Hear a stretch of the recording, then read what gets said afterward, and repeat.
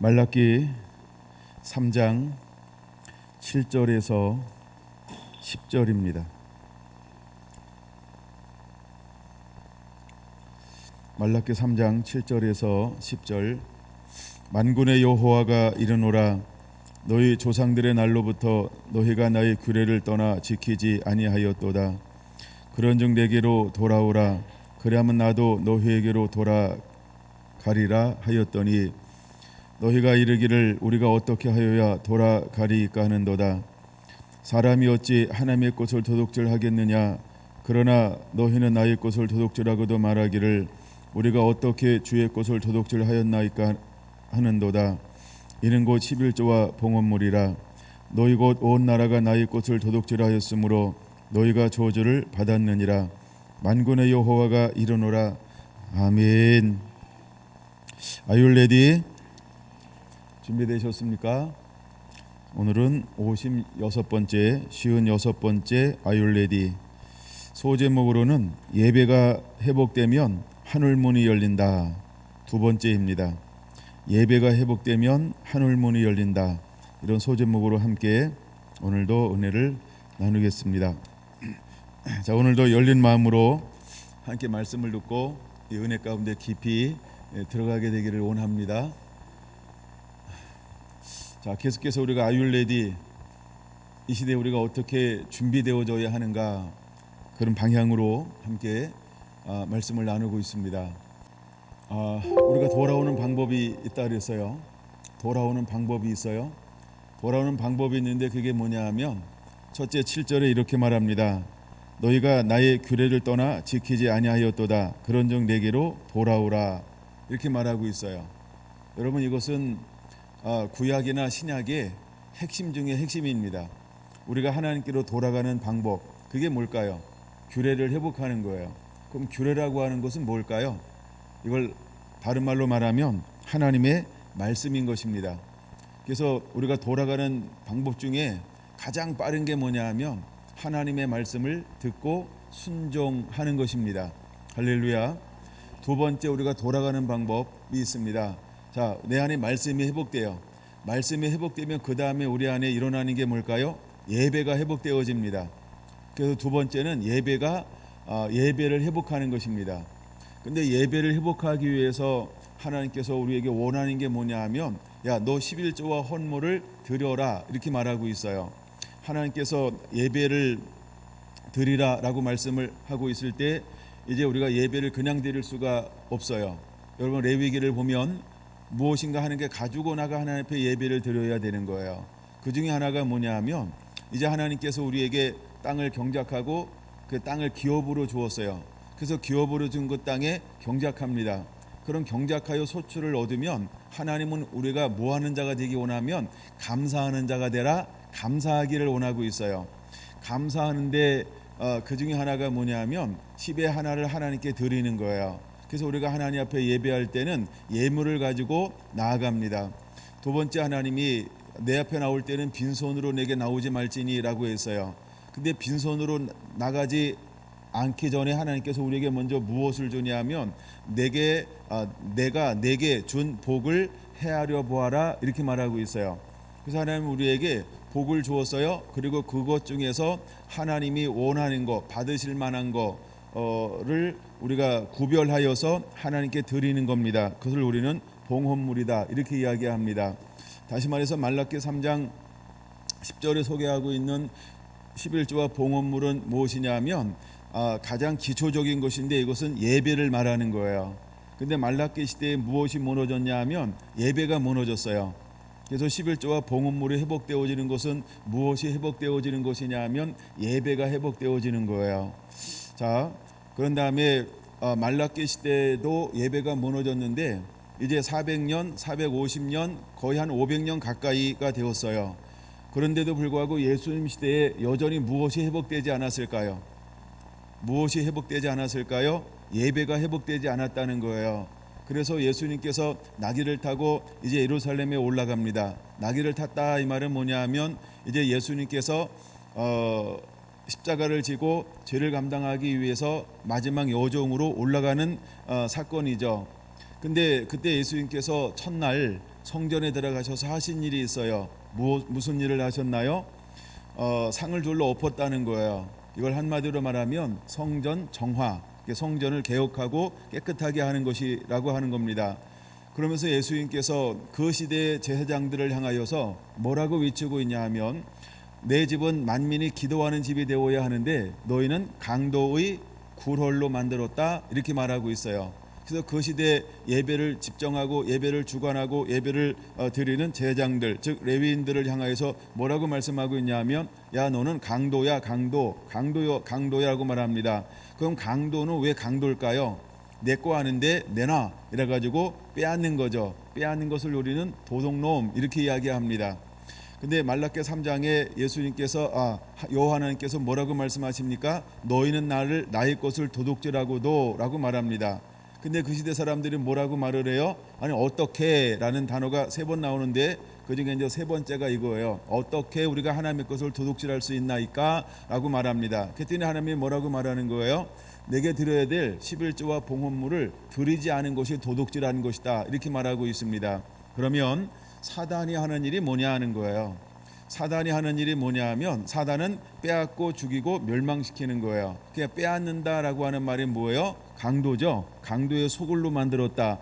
그러면 그 시대의 예배를 주관하는 영적인 리더들이 하나님을 섬기는 거예요? 아니면 세속화된 거예요? 하나님을 섬기는 거예요? 아니면 이 세상 신인 마귀를 쫓아가는 거예요? 그러니까 마귀를 쫓아간다 이렇게 표현하면 듣는 사람 기분 나쁘지만 사실인데 이렇게 한번 표현해 볼게요. 세속화되었다는 거예요. 말씀을 떠나버렸다는 거예요. 그래서 그 시대가 하나님의 것을 도둑질하는데도 불구하고 도둑질하는 것을 몰라요. 예수님 시대에 하나님의 것을 도둑질함에도 불구하고 도둑질하는 것을 몰라요. 즉 말라기 시대 그들의 예배를 하나님이 받지 않는데 받지 않는 것을 몰라요. 마찬가지로 예수님 시대에 하나님의 예배를 받지 않는데 받지 않는 것을 몰라요. 그러면 오늘 우리 시대는 어떨까요? 오늘 우리 시대의 우리 예배는, 나의 예배는 하나님이 받으실 것인가? 그래서 우리 안에 무엇이 회복되어져야 할까요? 첫째, 진리인 말씀이 회복되어져야 하는 것입니다. 그리고 말씀이 회복되어지면 당연히 우리 안에 회복이라고 하는 게 일어나는데, 그 회복이 뭐냐면 예배가 예배되는 예배의 회복이 일어나는 것입니다. 여러분 초대교회의 사도행전, 초대교회 제일 먼저 회복되는 게 무엇인지 아십니까? 첫째, 진리의 말씀이 회복되어지는 것입니다. 그래서 부활하신 예수님께서 제자들을 만나 말씀을 풀어줘요. 그 마음을 열어 말씀을 풀어주니까 심령이 뜨거워져요. 뜨거워지니까 누가복음 14장 그들 안에 무엇이 회복됩니까? 기쁨과 즐거움이 회복되어집니다. 그래서 그들이 멀리 도망갔어요. 멀리가 어딜까요? 갈릴리. 근데 거기서 그들의 기쁨과 즐거움으로 어디를 향하여 다른박질하기 시작합니까? 예루살렘을 향하여서 기쁨과 즐거움으로 다른박질하기 시작하는 거예요. 그리고 51절 52절 보세요. 그들이 날마다 어디에서 모였어요? 예루살렘 성전에서라고 말합니다. 성전에 모여서 뭐합니까? 기쁨과 즐거움으로 하나님을 찬양하더라, 경배하더라, 예배하더라는 것입니다. 그럼 전에 예수님과 함께 있을 때 제자들이 그렇게 예배했나요? 아니요. 그렇죠? 그럼 왜 예수님을 따르는 제자들도 그렇게 기쁨과 즐거움으로 하나님을 하나님에게 예배할 수가 없었을까요? 무엇이 부재였을까요? 무엇이 심령이 회복되지 않았을까요? 말씀이라는 것입니다. 그런 것처럼 우리가 말씀이 회복되지 아니하면 기쁨과 즐거움으로 하나님 받으실 만한 예배를 드릴 수 없다는 것을 알아야 합니다. 그 다음에 예수님은 기쁨과 즐거움으로 예배를 드리고 있는 그들을 향하여 두 번째 말씀을 하셨죠. 야 너희는 이 성에 유하여라라고 말입니다. 여러분 이 성은 어떤 성일까요? 그냥 예루살렘 성이에요. 옛 성이에요. 똑같이 변화가 없는 성입니다. 근데 약속을 뭐라고 했어요? 위로부터 능력이 임할 때까지. 능력이 뭡니까? 성령을 말하는 거죠. 위로부터 성령이 임할 때까지 이 성에 유하여라 이렇게 말하고 있는 거예요. 근데 그들은 모여서 말씀이 풀어지니까 말씀 그대로 그들은 모여서 날마다 무엇을 합니까? 기도하기에 전혀 힘쓰더라. 그러니까 주 사역에 뭐가 됐어요? 주 일이 뭐가 됐어요? 말씀을 붙잡고 말씀이 이루어지고 언약이 이루어지고 약속이 이루어지기를 뭐 했다고요? 기도하기에 전혀 힘썼다라는 겁니다. 그냥 기도가 아닙니다. 이 부분은 굉장히 중요한 부분인데 오늘 초점은 아닌데, 기도는 어떤 기도가 되냐면 하나님의 말씀이 이루어지기를 그것을 간구하는 겁니다. 그들이 다른 걸 구하지 않았어요. 이제 예수님께서 부활하셔서 우리에게 약속하신 그 말씀이 이루어지게 하소서, 이루어지게 하소서, 그 약속이 이루어지게 하소서라고 말씀을 붙잡고 그들은 기도하는데 어떻게 되었다? 한 마음이 되었다, 이렇게 말하고 있는 것입니다. 그래서 그들이 마음을 모아 말씀이 이루어지기를 놓고 기도하기 시작했어요. 근데 그때가 어떤 때냐면 이제 6월절을 기다리고 있는 시점입니다. 그렇죠? 6월절을 기다리고 있는 시점이었어요. 그래서 오순절이 이맘에라고 말합니다. 오순절이 이맘에라고 말합니다. 그래서 하나님이 정하신 때, 하나님의 때에 오순절날 그들이 함께 모여 기도하는 그 장소에 하나님께서 하늘문을 여셨어요. 그리고 사도행전 2장에 그들 각 사람의 심령 위에, 머리 위에 불꽃 같은 것이 임하면서 그들이 어떤 현상이 일어납니까? 성령으로 충만되어지는 역사와 변화가 일어나는 거예요. 그런 이후에 그들은 어떤 사람이 되어집니까? 드디어 그들은 신령과 진정으로 하나님을 하나님 되게 하나님만을 예배하는 예배가 회복되어진 거라는 사실입니다. 할렐루야. 여러분, 하나님이 이것을 언제부터 하고 싶어 하셨나요? 에덴 동산부터 하고 싶었던 거예요. 누구를 만드시고? 아담과 하와를 만드시고, 하나님은 에덴 동산에서 하나님을 하나님 되게 하나님을 예배받기 위해서 우리를 만들었다라고 이사야서에 말하고 있는 것처럼 드디어 에덴 동산에서 하나님은 사람을 하나님의 형상으로 만들고 사람을 통해서 무엇을 받으셨어요? 예배를 받으셨어요. 근데 드디어 잃어버렸던 것을 하나님이 수천 년이 지난 다음에 누구를 통하여 어디에서 다시 회복하신 거예요? 예, 바로 예루살렘에서 제자들을 통해서 말씀을 붙잡고 기도하고 있는 그 120문도를 통하여서 이제 하나님이 그렇게 원하시는 이제는 신령과 진정으로 드려지는 그 예배가 회복되어진 거예요. 할렐루야. 오늘날 여러분, 우리는 하나님이 원하시고 기뻐하시는 신령과 진정으로 드리는 이 예배가 우리 삶 가운데 회복이 일어나야 할 줄로 믿습니다. 하나님이 오늘 이 시대에 찾는 사람은 다른 사람들이 아니고 하나님을 신령과 진정으로 예배하는 사람이라는 것입니다. 그러므로 우리는 다른 데 초점을 두는 것이 아닙니다. 하나님이 받으실 만한 예배자가 되는 것입니다. 하나님이 받으실 만한 예배자가 되어지는 것입니다. 할렐루야. 그래서 니고데모라고 하는 사람과 이제 사마리아 하나의 여인하고 비교하는 것이 요한복음 3장과 4장이었습니다. 여러분, 3장에서 니고데모가 예수님을 찾아 나옵니다. 그 당시 니고데모는 공회원이었어요. 사내들이 공회원이었는데 그 중에서 탑에 속하는 사람 중에 한 사람이었어요. 근데 이 사람이 예수님을 향해서 나와서 묻는 것이 뭐냐면, 내가 어떻게 하여 거듭나리까라고 하는 말을 할 때 알아들어요? 못 알아들어요? 못 알아들은다는 겁니다. 이 못 알아듣는다라고 하는 것은 굉장히 간단합니다. 여러분, 구약이나 신약이나 사도행전 시대, 사도 바울이 사역하는 시대, 그다음에 오늘날 시대, 하나님께서 허용하지 않으면 못 알아듣는 거예요. 못 알아듣는다라고 한 대표적인 게 뭐냐면, 눈이 있어도 보지 못하고 귀가 있어도 듣지 못하고 마음으로는 깨닫지 못한다, 이렇게 말씀하고 있습니다.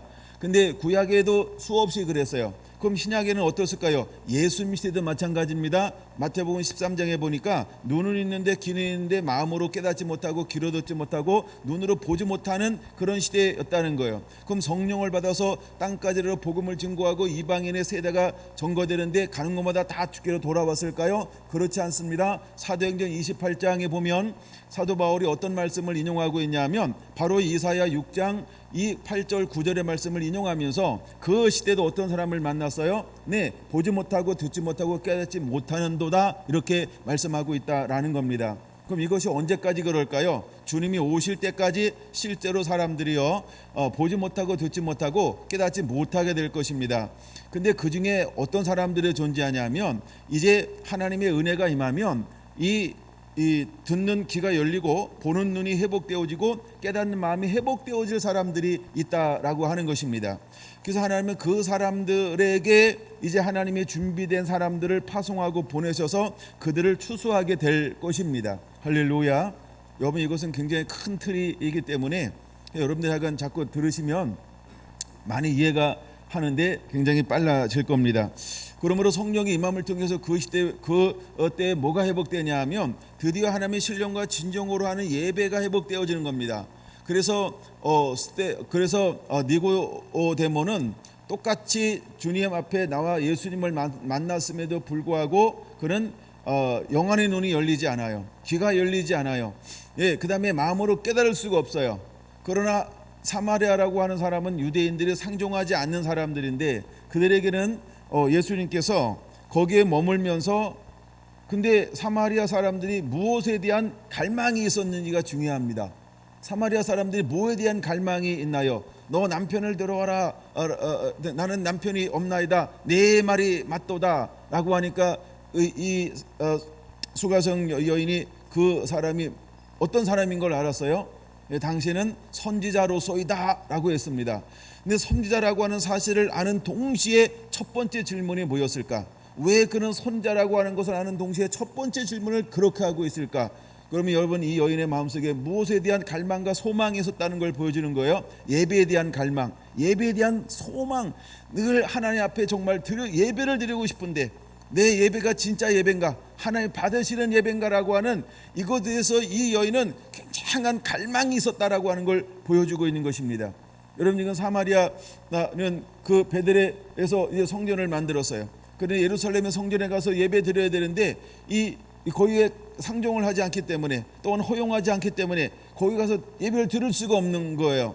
그래서 그들은 늘 거기서 예루살렘에서 거기서 예배를 드리고 싶은 거예요. 그래서 내가 하나님 앞에 예배를 드리는 자 받으시는 그 예배를 드리고 싶었던 거예요. 근데 할 수 없는 그 상황 가운데 그는 무엇을 사모했어요? 하나님의 받으시는 예배를 사모하는 거예요. 그래서 선지자라고 하는 말을 듣는 동시에 첫 번째 다른 걸 묻는 것이 아니고 내가 어떻게 해야 하나님 앞에 받으실 만한 예배를 드릴 수 있습니까? 여기서 해야 될까요? 저 예루살렘 가서 예배 드려야 될까요? 그때 예수님께서요 전혀 다른 말씀으로 교훈하고 있는 것입니다. 여기서도 말고 예루살렘에서도 말고 이제 신령과 진정으로 예배할 때가 올 것이다. 곧 이때라라고 말하면서 이때라고 하는 것이 무엇이냐 하면 성령이 너에게 임하시면, 즉 성령이 임하신다라고 한 전제 조건이 하나 있어요. 이게 뭐예요? 말씀이 회복되어져야 합니다. 그런 다음에 성령의 회복 부어지는 것입니다. 그래서 우리 안에 먼저 말라기 3장 7절에 말하고 있는 것처럼 이제 내 규례를 지키라는 거예요. 내 규례를 지키라, 내 말을 지키라, 내 율법을 지키라, 내 법도를 지키라. 그리하면이라고 하는 것입니다. 그러므로 먼저 우리 안에 무엇에 대한 회복이 일어나야 될까요? 말씀에 대한 회복이 일어나야 할 줄로 믿습니다. 그런 다음에 예수님이 말합니다. 나는 이렇게 예배한 자를 찾는다라고 말합니다. 여러분 이것은 하나님이 원하시는 것입니다. 하나님은 지금도 어떤 사람을 찾고 있을까? 이렇게 예배하는 자를 찾고 있다라고 하는 걸 깨닫게 되기를 예수님의 이름으로 축원합니다. 할렐루야. 오늘은 이 부분에 대해서 우리가 한번 신명기를 통해서 이 부분을 좀 더 살펴보려고 합니다. 신명기 4장으로부터 시작하겠습니다.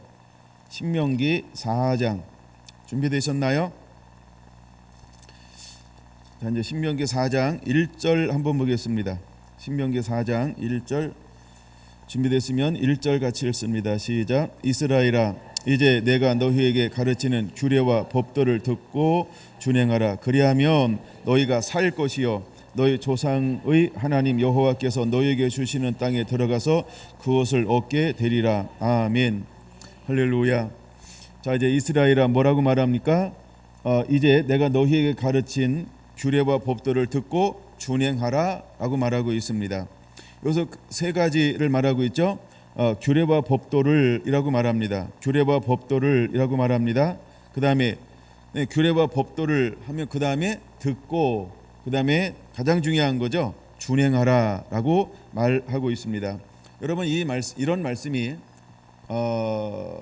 신명기에는 약 한 30번 이상 소개가 되어지고 있어요. 오늘 그 부분에 대해서 한번 쭉 찾아보면서 하나님이 왜 우리에게 하나님 가르치고 그 다음에 규례와 법도를 듣고 그 다음에 준행하기를 원하는가, 이 부분을 통해서 말라기 시대에 또한 오늘 이 시대에도 하나님의 말씀의 회복을 왜 그렇게 중요하게 여기는가라고 하는 이 부분에서 좀 더 여러분에게 도움을 드리고자 합니다. 2절 제가 볼 거예요. 내가 너희에게 명령하는 말을 너희는 가감하지 말고 내가 너희에게 내리는 너희 하나님 여호와의 명령을 지키라. 명령을 지키라에 표시해놔야 되겠죠.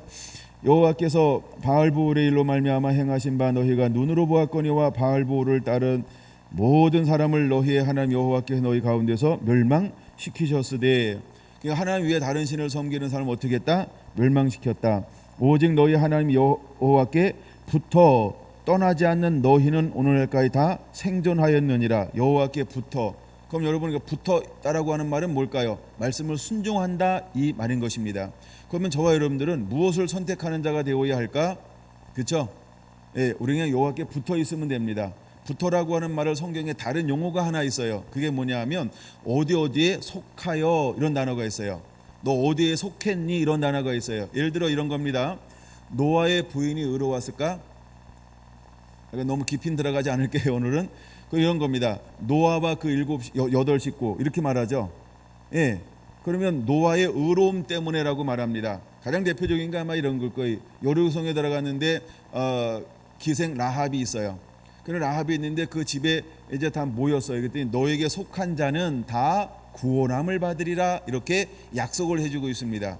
그때 나오는 단어가 뭐예요? 속한 이런 단어예요. 마찬가지로 붙어라고 하는 말은 그런 의미라는 거예요. 속한, 붙어 같은 말입니다. 같은 뜻과 의미가 있는 거예요. 그다음에 신약에서는 이 단어가 뭐냐면 나는 포도나무고 너희는 가지니 내게 붙어. 그렇죠? 예, 가지가 어디에? 예수님에게 붙어 있는 가지는, 속한 가지는 이렇게 말하는 거예요.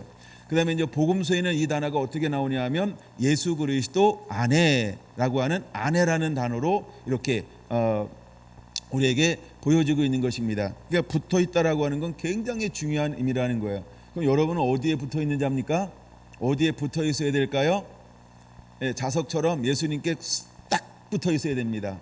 예, 할렐루야. 예, 뗄래야 뗄 수 없는 사이, 이런 부부 사이 말고요. 예, 더 붙어 있는 자. 그러면 붙어 있다라고 하는 것은 어떤 의미가 있냐 하면 닮는 거에 닮는 거. 닮았다라고 하는 게 닮았다. 그래서 닮는 자가 되어지는 것입니다. 그분께 내 거, 내게 그분 거. 그래서 우리가 그분과 함께 온전히 소통할 수 있는 단계, 이것이 붙어 있다라고 하는 겁니다.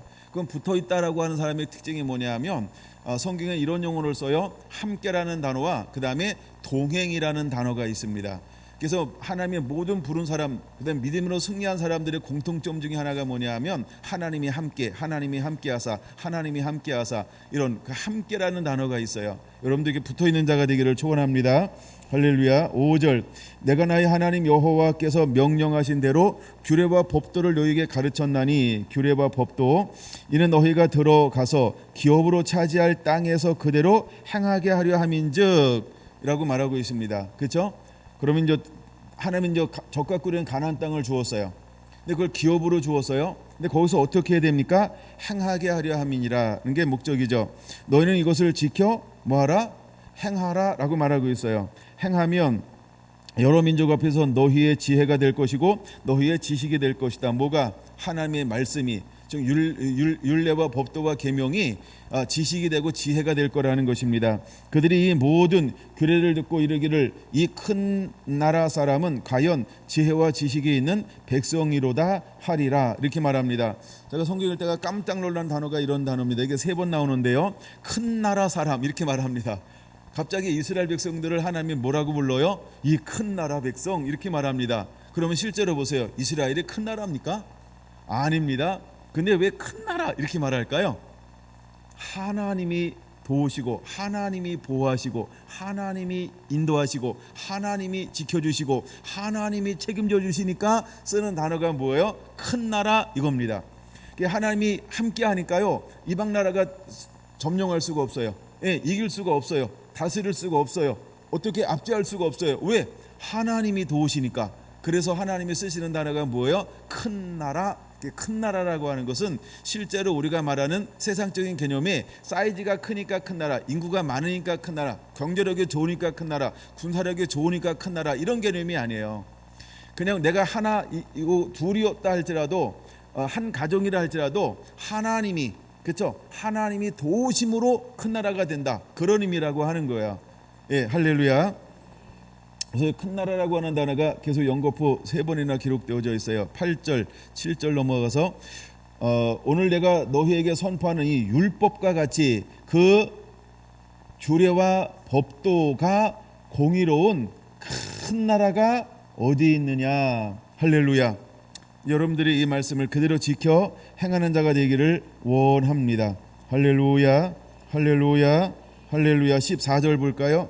14절 그때 여호와께서 내게 명령하사 너희에게 규례와 법도를 교훈하게 하셨나니 이는 너희가 거기로 건너서 받을 땅에서 행하게 하려 하심이니라. 아멘.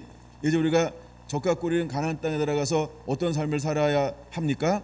예, 모든 법도와 율례대로 지켜 행하는 삶을 살기를 하나님은 우리에게 또한 이스라엘 민족에게 끊임없이 요구하는 것처럼 이것이 우리의 삶이 되어야 할 줄로 믿습니다.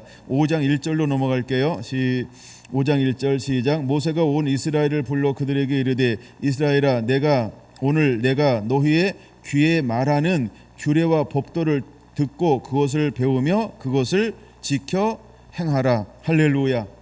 여러분 우리가 이렇게 지켜 행하는 자가 되어야 할 줄로 믿습니다. 아멘. 31절로 넘어갈게요. 5장 31절 시작. 너는 여기 내 곁에 서 있으라. 내가 모든 명령과 규례와 법도를 내게 이르리니 너는 그것을 그들에게 가르쳐서 내가 그들에게 기업으로 주는 땅에서 그들에게 이것을 행하게 하라 하셨나니. 할렐루야. 하나님은 끊임없이 우리에게 다른 걸 요구하지 않고 하나를 요구하고 있죠. 말씀을 율법과 법도와 계명을 듣고 그다음에 뭐라고요? 행하라. 이 원리로 계속해서 말씀하고 있다라고 하는 것입니다.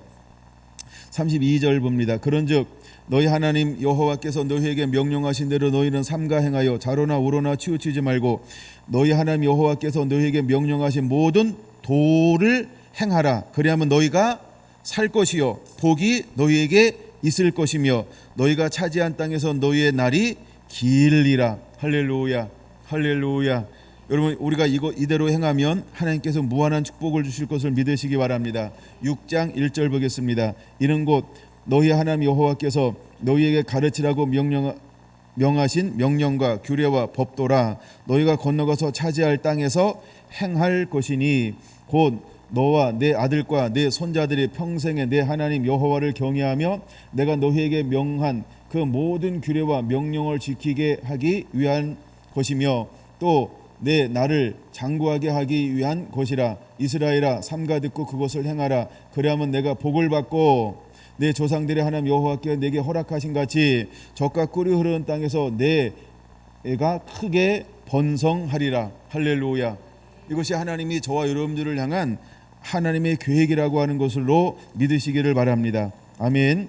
7장 11절 그런즉 너는 오늘 내가 내게 명하는 명령과 규례와 법도를 지켜 행할지니라. 아멘.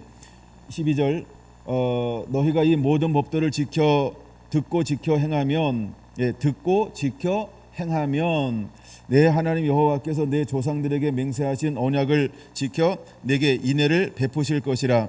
곧 너를 사랑하시고 복을 주사 너를 번성하게 하시되 내가 주리라고 한 내 조상들에게 맹세한 땅에서 내 소생에게 은혜를 베푸시며 내 토지 소산과 곡식과 포도주와 기름을 풍성하게 하시고 내 소와 양을 번식하게 하리니 내가 복을 받음이 만민보다 훨씬 더하여 너희 중에 남녀와 너희의 짐승의 암수에 생육하지 못함이 없을 것이며 여호와께서 또 모든 질병을 내게서 멀리하사 너희가 아는 애굽의 악질에 걸리지 않게 하시고 너를 미워하는 모든 자에게 걸리게 하실 것이라. 내 하나님 여호와께서 내게 넘겨주신 모든 민족을 내 눈이 궁휼히 여기지 말고 진멸하며 그들의 신을 섬기지 말라. 그것이 내게 올무가 되리라. 할렐루야. 여러분 이 말이 무슨 말이에요?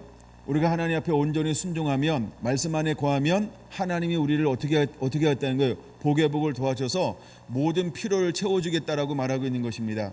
마지막 특징이 무엇입니까? 노아의 때와 같이 사람들이 먹고 마시고 자고 시집가고 장사하더니 그 다음에 롯의 때와 같이 롯의 때의 특징이 무엇입니까? 먹고 마시고 장가가고 시집가더니 인자의 때도 이와 같으리라. 그럼 마지막 때의 특징이 뭡니까?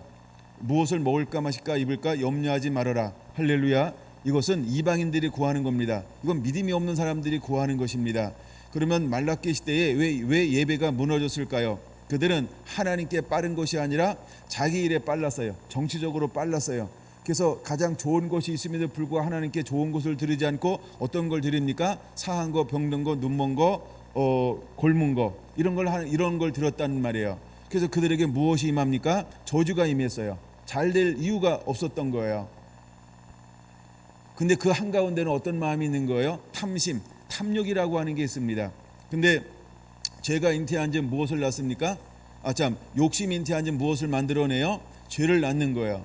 근데 우리가 아담 이후에 타락한 이후에 우리가 마귀와 교제하는 가운데 우리 안에 살아나는 게 뭐냐면 육이라고 하는 게 살아납니다.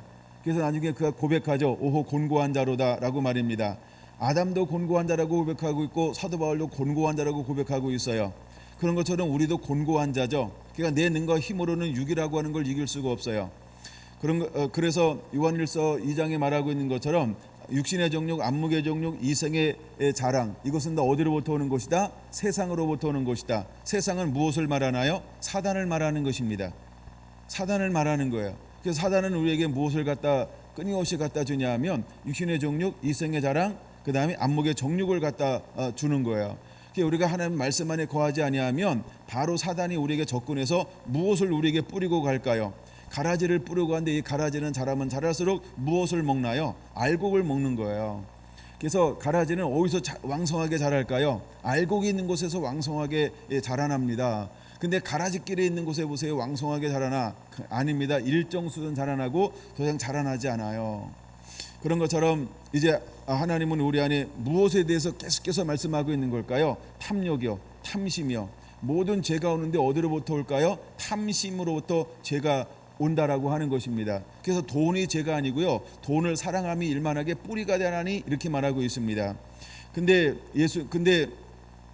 끊임없이 그들이 사단은 무엇에 초점을 맞추게 하냐 하면 욕심에 이끌리게 만드는 것이지요. 하나님의 기업으로 그 땅을 점령하기를 원하셨어요. 자, 여리고성은 인간의 방법으로는, 그들의 방법과 군사력으로는, 힘으로는 그들 점령할 수 없는 성이었어요. 근데 그들이 어떻게 여리고성을 점령합니까? 오직 말씀에 순종하니까 하나님이 무너뜨리는 거예요. 할렐루야. 우리는 순종하고 하나님은 일하시고. 근데 거기서 하나님이 딱 한 가지를 요구했어요. 어떤 것도 너희 것으로 취하지 말고 어떡하라? 전부를 드리라 라고 말했어요.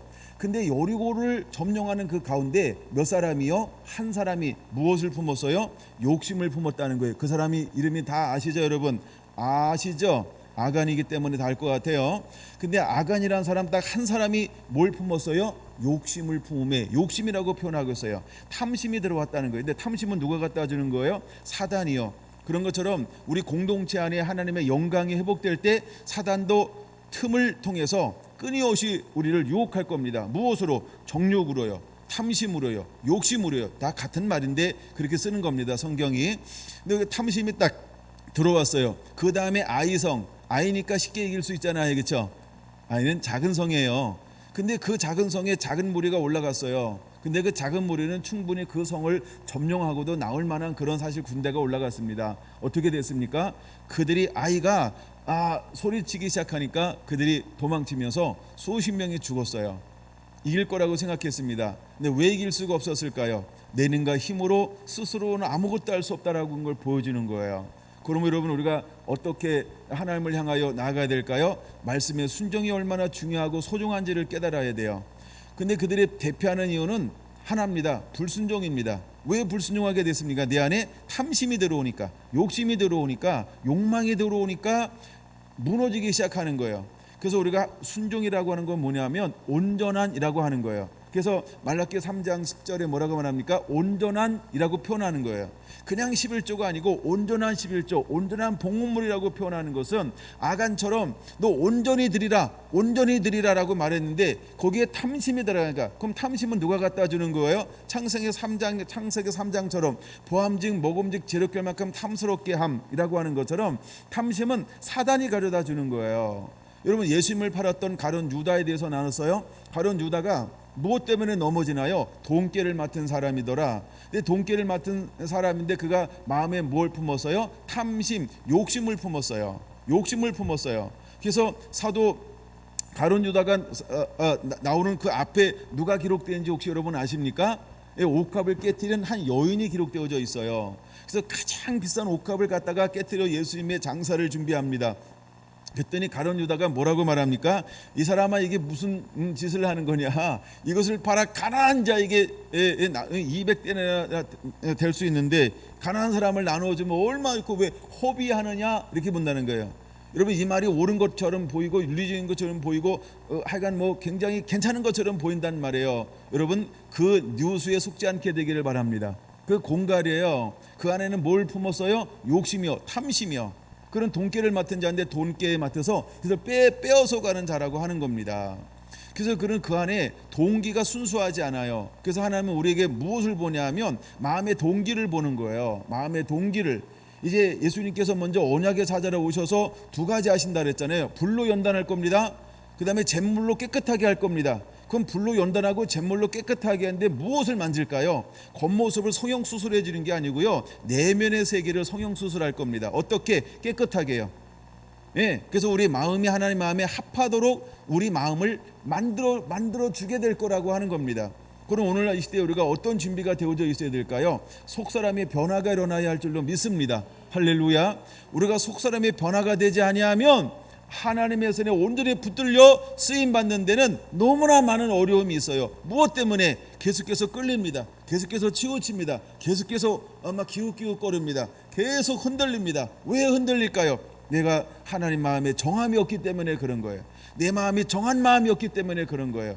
우리가 이 말씀을 들을까, 이렇게 할 것인가, 늘 그 중에 그때마다 하나님 이렇게 할까요, 저렇게 할까요? 믿음의 사람을 보세요. 여러분, 하나님의 말씀하실 때 거기서 잠시만요 3일 금식하고요, 잠시만요 아내랑 의논하고요, 잠시만요 목사님하고 상담하고요, 이런 게 있습니까, 없습니까? 없다가 답이에요. 그렇죠?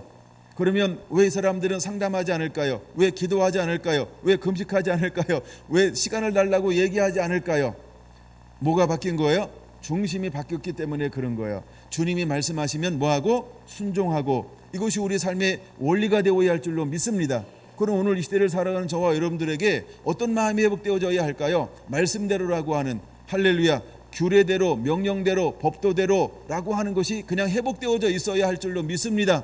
그래서 우리가 하나님을 지킬 때 어떻게 지켜야 될까요? 마음을 다하고 힘을 다하고 뜻을 다하여 주 너 여호와 하나님을 사랑하라. 이것이 회복되어져야 할 줄로 믿습니다. 그게 우리의 중심이 되어야 합니다. 이제 여러분, 우리는 아율레디 이 준비가 되어져 있어야 합니다. 정말로 중심이 하나님 앞에 그렇게 준비가 되어져 있어야 하는 것입니다. 그렇지 아니하면 환난이 오고 박해가 오고 앞으로 많은 것들이 이제 점점 더 어려워지는 시대에 설 수 없게 될 겁니다. 여러분, 지금은 이제 코로나로 인해서 또 교회에서 여러 사람이 났다고요. 서울 전부 2단계 발표했어요. 행정명령이야. 이제 막 공적인 법으로 막 예배를 공격하고 있어요. 우리가 이상한 세대에 살고 있잖아요. 여러분, 우리만 이상한 게 아니고 세계적인 추세인 것입니다. 그렇죠? 그럼 여러분, 이 시대를 우리가 그냥 나 아니니까 된다, 그렇게 하면 안 됩니다. 우리는 준비하고 있어야 됩니다. 여러분, 경기도의 수많은, 여러분 서울 경기를 흔들었다, 한국 전체가 흔들리는 거예요. 그렇죠? 그렇죠? 예, 여러분, 우리가 정신 차려야 합니다. 그리고 하나님의 찾으시는 진짜 예배자가 되어야 합니다. 어떤 예배자가 되어야 할까요? 여러분, 마음으로 하나님 앞에 온전한 자가 되어야 할 줄로 믿습니다.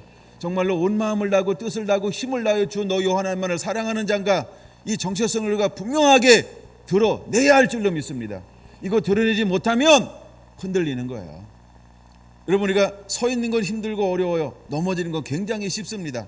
타협하는 것은 굉장히 쉬워요. 그렇죠? 한번 진리에 대해서 타협하는 것은 굉장히 쉬워요. 그러나 진리를 지키는 것은 쉽지 않습니다. 근데 여러분 보세요. 내가 내 것이 아무것도 없잖아요. 그러면 타협하는 게 어렵고 진리를 지키는 게 쉬운 거예요. 난 여러분들의 진리를 지키는 것이 쉬운 자가 되기를 예수님의 이름으로 축원합니다. 할렐루야, 할렐루야. 그 은혜가 여러분에게 대로 임하게 되기를 간절히 소원하고 원합니다. 8장 1절, 제가 적당히 보다가 말씀을 마칠게요. 8장 1절 보겠습니다. 내가 오늘 명하는 모든 명령을 너희는 지켜 행하라. 그리하면 너희가 살고 번성하고 여호와께서 너희의 조상들에게 맹세하신 땅에 들어가서 그것을 차지하리라. 할렐루야. 여러분, 이 말씀을 그대로 믿으시기 바랍니다. 하나님께서 이렇게 하시는 이유가 무엇이냐 하면 2절 3절 같이 읽습니다. 시작. 내 하나님 여호와께서 이 40년 동안에 내가 광야의 길을 걷게 하신 것을 기억하라. 이는 너를 낮추시며 너를 시험하사 내 마음이 어떤지 그 명령을 지키는지 지키지 않는지 알려 하심이라. 너를 낮추시고 너를 줄이게 하시고 또 너도 알지 못하며 내 조상들도 알지 못하던 만나를 먹이신 것은 사람이 떡으로만 사는 것이 아니요 여호와에서 나오는 모든 말씀으로 사는 줄을 내가 알게 하려 함이니라. 할렐루야. 여러분, 하나님은 마지막 시대가 오기 전에 우리를 낮추시고 시험하시는 것입니다. 우리가 정말로 진짠가 가짠가, 알고인가 가라진가, 여러분 의로운 자인가 의롭지 않은 자인가, 양의 편에 선 자인가 염소 편에 선 자인가, 하나님께서 우리의 정체성을 스스로 보기를 원하는 겁니다. 그럼 왜 스스로 보기를 원할까요? 경고입니다. 경고. 회개하라는 거, 회개할 기회를 주는 것입니다. 그럼 지금은 어떤 시대인가요? 회개할 기회라고 하는 거예요. 할렐루야.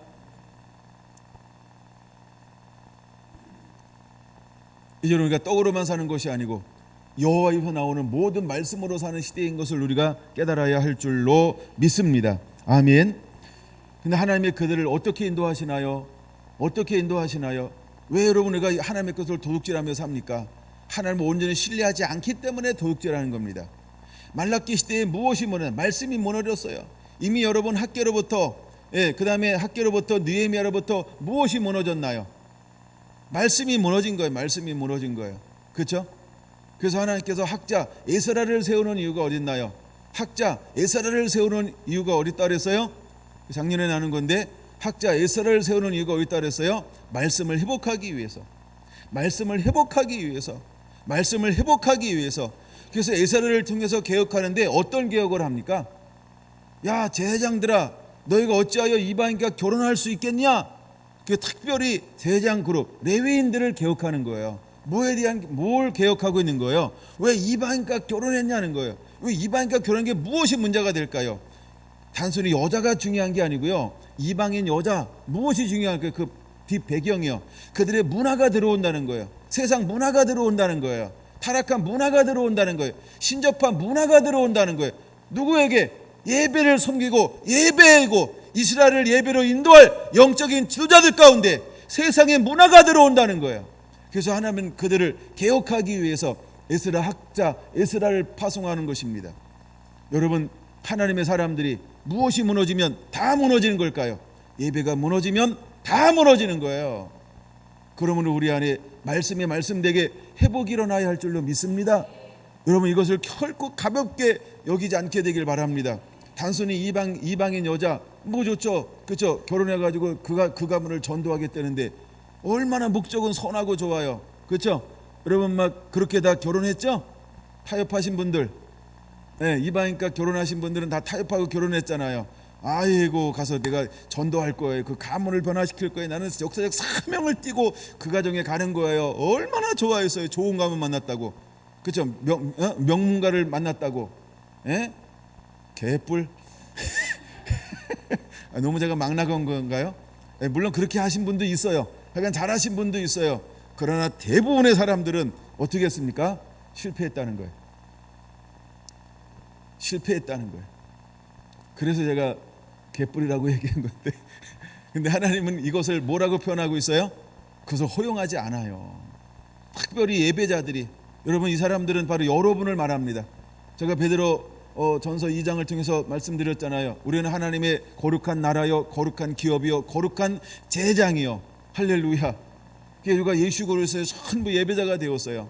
그러므로 우리 안에 하나님은 무엇이 서로 회복되기를 원하고 있습니까? 말씀이요. 믿습니까? 믿으시기 바랍니다. 자, 이제 하나님께 그들을 낮추고 줄이게 하셨어요. 그들과 하나님께 그들에게 무엇을 주실 것입니까? 10절 같이 읽습니다. 시작. 내가 먹어서 배부르고 내 하나님 여호와께서 옥토를 내게 주셨으므로 말미암아 그를 찬송하리로다. 하나님이 이스라엘 백성들에게, 아니 하나님께서 예배자에게 무엇을 주실 건가요? 옥토를 주실 거예요. 옥토. 그걸 믿으시기 바랍니다. 근데 말라기 시대에 옥토를 주었음에도 불구하고 왜 그들이 옥토에서 저주를 받나요? 왜 저주를 받나요?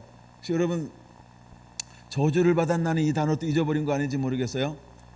그래서 그들이 하나님께 예배를 잃어버림을 통해서 그들에게 무엇이 임했다고요? 저주가 임했어요. 우리가 규례를 떠나고 도를 떠나고 말씀을 떠나고 율례를 떠나면 저주가 임하겠다라고 하나님은 수없이 말씀하고 약속해 주고 있습니다. 근데 이스라엘이 무엇을 떠났어요? 말씀을 떠났어요.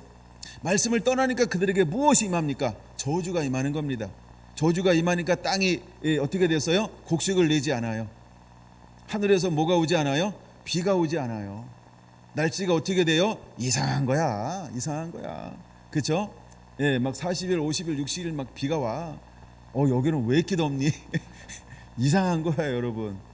그러나 우리가 이런 자연을 통해서 하나님의 음성을 들을 줄 알아야 합니다. 할렐루야. 그러면 여러분, 우리 안에 무엇이 회복되어져야 할까요? 말씀이 회복되어져야 하는 것입니다. 자, 11절 보세요. 내가 오늘 내게 명하는 여호와의 명령과 법도와 규를 지키지 아니하고 내 하나님 여호와를 잊어버리지 않도록 삼갈지어다.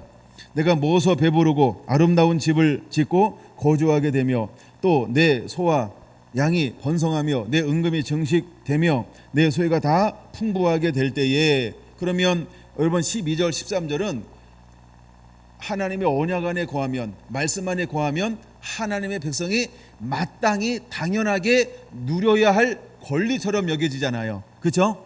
이것이 실제로 하나님이 믿음의 사람에게 준 놀라운 축복입니다. 놀라운 축복이라고 하는 거예요. 그걸 믿으시기 바랍니다. 근데 중요한 거 하나가 있어요. 그래서 주님이 오셔서, 언약의 사자로 오셔서 불로 연단하고 제물로 씻는 이유가 무엇이냐 하면 14절 때문에 그런 거예요. 14절 같이 읽습니다. 시작. 내 마음이 교만하여 내 하나님 여호와를 잃어버릴까 염려하노라. 여호와는 너를 애굽 땅 종되었던 집에서 이끌어내시고 너를 인도하여 그 강대하고 위험한 강야 곧 불변과 정갈이 있고 물이 없는 간조한 땅을 지나가게 하셨고 또 너를 위하여 단단한 만석에 물을 내셨으며 내 조상들도 알지 못하던 만나를 강야에서 내게 먹이셨나니 이는 다 너를 낮추시며 너를 시험하사 마침내 내게 복을 주려 하심이었느니라. 할렐루야. 이것이 놀라운 하나님이 우리를 사랑함이라고 하는 것입니다. 이게 사랑함이라고 말하고 있는 것입니다. 나중에 말라기 3장을 보세요. 여러분, 하나님이 사랑하는 아들을 징계한 같이 징계하시나니, 사랑하기 때문에 징계하는 거예요. 믿습니까? 사랑하기 때문에 징계하고 있는 거예요. 신명기도 마찬가지로 사랑하니까 징계하고 있다라고 말씀하고 있는 것입니다. 왜?